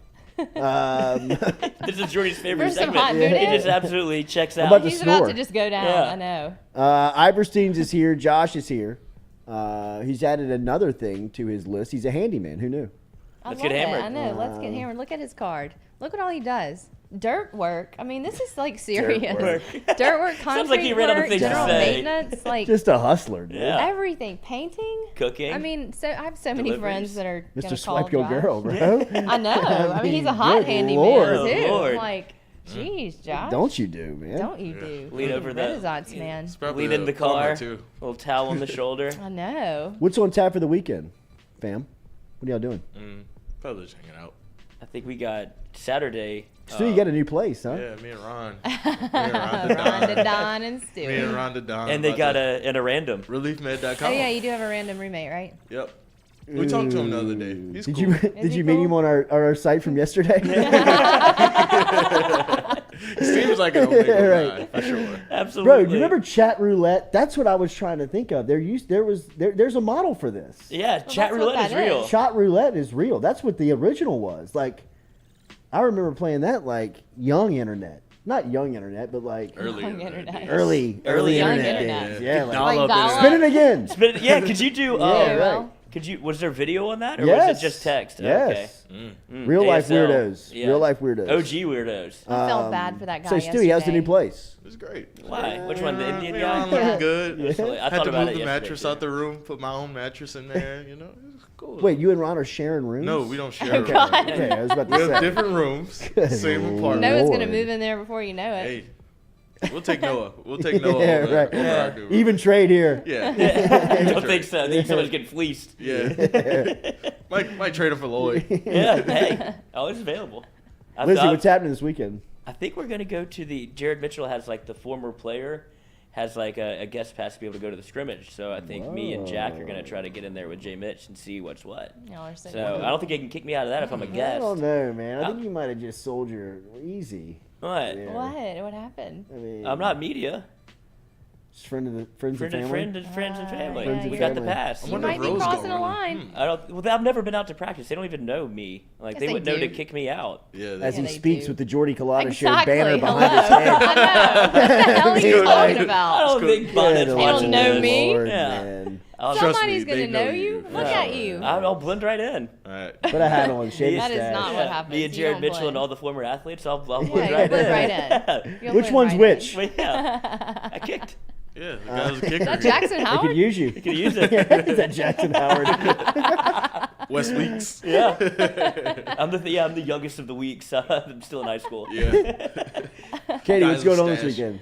So far, I think I have 8 kids sleeping at our house tonight. I do know that's that. what 3 floors will do for you. That's right. Well, one of those floors is under construction, so. So why would you have them over now? I mean, I would think that construction would almost be like the AirPods it's on of top, parent and control. so Like that it means they will can't be. come to my house. When we start on the kids' rooms, it will be, but right now they're look okay. who it is, the handyman. That's right. Let's get hammered. What is it? What kind of meat we got? Oh, the best. Only the finest for you, superstar. Well, what is it? I can't even see it. Steak. Ooh, I don't know what it is cut. steak. And if you did And not forget the potatoes. Steak. Wow. Because he knows I don't get good steak at My home. guy Clinton Shell Beach from the parish writes in, ooh, saucy. Thank you. Absolutely. Yum. They just caught 1,200 pounds of white shrimp in the trawl on the skiff named Tiger Killers. Right after he installed his fence post, he built that fence. What a this day. morning. What a day. Ooh. What a day. Man, that's a lot. 1,200 pounds of white shrimp. That's some Forrest Gump here. stuff. Oh, let's bring Josh in. You don't have to move over. I'm moving. Somebody better talk. Somebody's got to talk. Let's cook. I'm eating. We're moving. Let's cook, boys. What's up, bro? Oh, hey. Thanks for moving. Absolutely. I like it nice and warm. So there's a little fun. It's good to be back. Happy Friday to everybody. Thank you. I believe last time we were talking about tailgate and about good foods, and you said, well, you're not going to do steak for a tailgate. And so I present to you my tailgate steak and potato. My goodness, man. Oh, yeah. How good is If that? you make anything bite-sized, Mm-hmm. you can do it in Tailgate, yeah. You're just teasing me with good steak all And the just time now.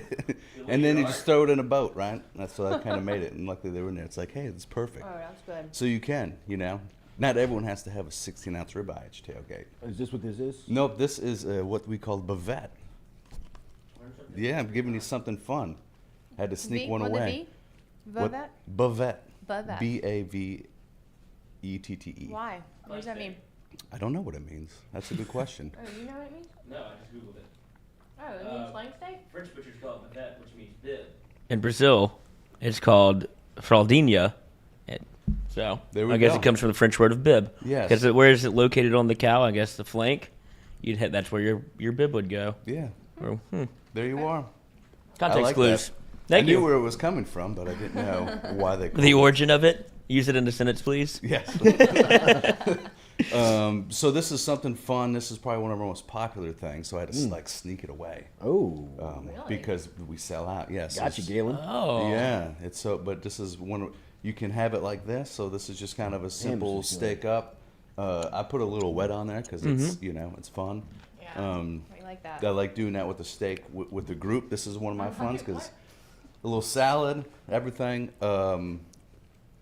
But it's also great for tacos. Holds up well for marinades. Oh, absolutely. So people love it with their fajitas, and it makes a great taco. What is your opinion on people that say don't put sauce on steak, or like marinate it in something other than I guess the purists are like salt, pepper only, and butter, and I'm then salt garlic. and pepper only. Yeah.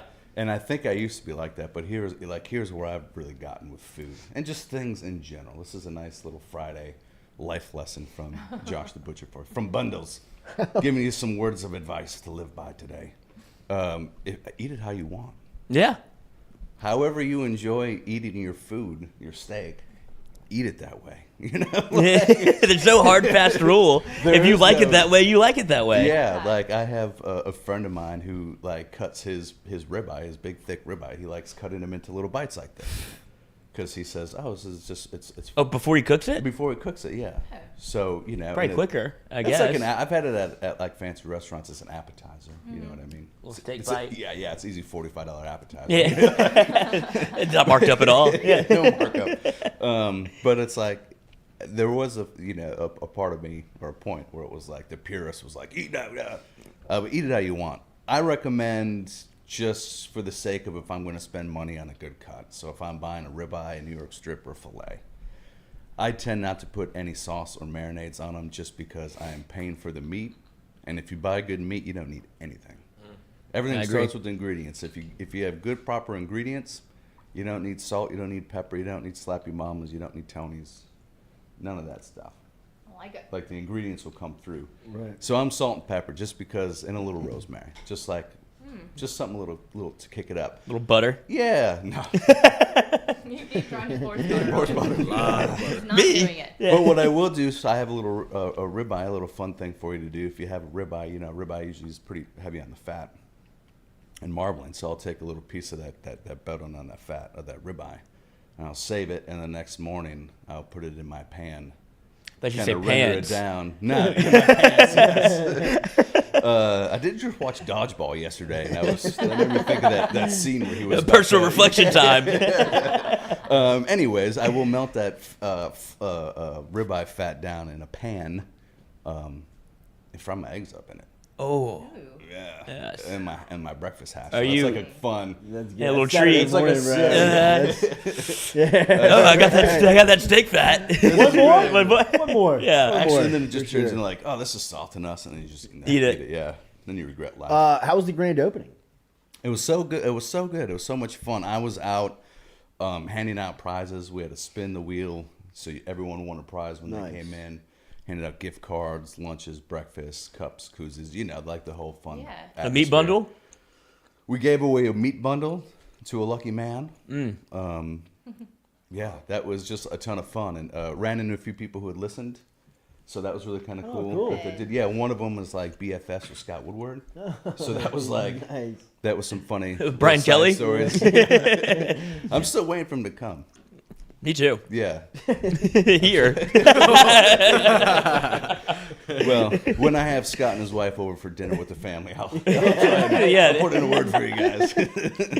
Iverstine's grand opening last Saturday. If you missed it, get over there, man. They got great selections. Brand new shop. If you are used to what you saw over at Iverstine's for the last decade, it felt like they were set in the middle of Perkins over across from Sprouts. They've now just moved down Perkins. If you're heading towards Bluebonnet on Perkins, as soon as you cross over Essen, on your left in Perkins Crossing Shopping Center in the corner is Iverstine. It's so much closer to me now. It is. It's awesome. And not only is it convenience, but like when you walk in, like it's almost like you're in a grocery store. It really is. Like it's huge. Well, that's where that's would come from. I know I promised last time I did steak and I forgot the potatoes at the house. And Oh yeah, you did. I Yeah, remember yeah. that, yeah.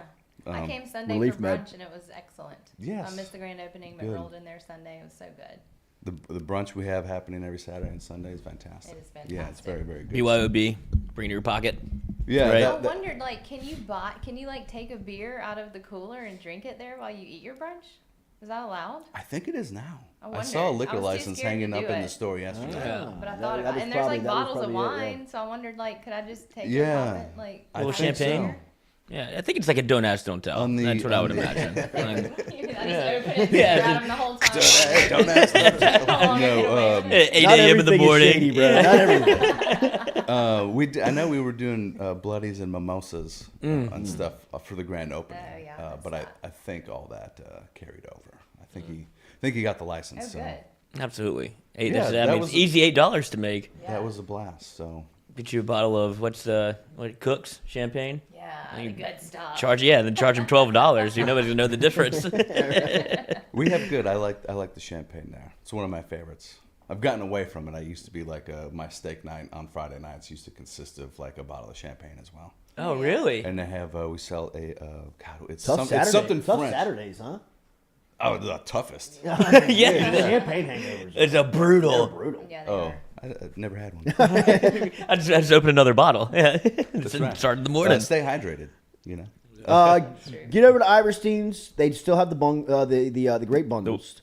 You can get them online at iverstinefarms.com. iverstinefarms.com. As soon as you get there, in the top right, you see the butcher bundles. Just click on that link right there. You can subscribe and get on the list and have Josh, the thespian, the handyman, get him on the delivery route and have him dropping off meat to your house weekly. However you want to line it up, you can do that with the butcher bundles. iverstinefarms.com. iverstinefarms.com. Appreciate you, bro. Yeah, I got some exciting things coming too. Anything you want to tease? Yeah, I just the website isn't set up and running, but we just got the mocks like overnight, and I was looking at them this morning. So in the near future, as soon as the programming and everything gets done with the website, we're going to start offering options. So you can fill your bundle. Different themed bundles for you to choose from. Okay. Yeah. So it's still not, I guess, like a la carte. Yep. We will always have the add-ons, so you can always add on to whatever you want. But we're going to start offering themed bundles, and you will have an account, and you can go on and toggle between different options. I like it. If you want, butcher's choice, just keep it simple. But you have something big coming on, right? Football's coming up. We're going to have a tailgater. You can go ahead and just kind of order that. Have it shipped, and it's gonna be all things for the pit. Holiday themed ribs, ones, leg quarters, burgers, hot dogs, sausage. That's a great idea. Yeah, so I'm teasing that because, like I said, the website's not up and running. Beautiful, but soon we were gonna start. Someone should feel threatened right now. If you're not working on the website, I see you. Yeah, it's Brian Kelly talking to his players through the media. The steak and mashed potatoes were great this morning. Go check them out from Iverstine's. Make sure and hit that like button, share button, comment button. We appreciate you being here all throughout the week. We'll be back with you on Monday morning. Could have a big announcement coming on where we will be for our next prospect announcement. We got some things in the works that's happening right now. Very exciting, kind of behind the scenes. So hopefully we can announce that next week. Everybody have a great weekend. Hit that like and share button. If you want to start the weekend off a little early, get over to Uncle Earl's. Absolutely. This afternoon, 4:30 to 6. Open bar tab. Mic'd up. You got a bar tab. That's open for you over there. Come to Mike Up tonight. We've had Jeff and Kenner. Yeah, absolutely. I mean, that's up to you. Why not? It's like they got fake IDs. They can get in. And, it's Louisiana. But Jeff and Kenner from the chat swung through a couple weeks ago. So had a couple bourbons with the boys, helped us set up. Jeff and Kenner, he's always complaining that we don't ever do a happy hour. Yes, I know that is essentially a happy hour. Come meet the people. It's me, Mikey, Jay Mitch, and then occasionally a guest, and Stewie's there. So you get to meet, Mikey, get to meet the crew. Jack, too. That's what you want to do. Jack, too. Mm-hmm. We always hang out for a bit after. Jared Foster comes through. Jerry. Nice. And so there's people there. It's a good time. Hit the like button, share button, comment button. Have a great weekend. We'll be back with you on Monday morning here on the Jordy Culotta Show. Driven and powered, as always, by Go Chevrolet.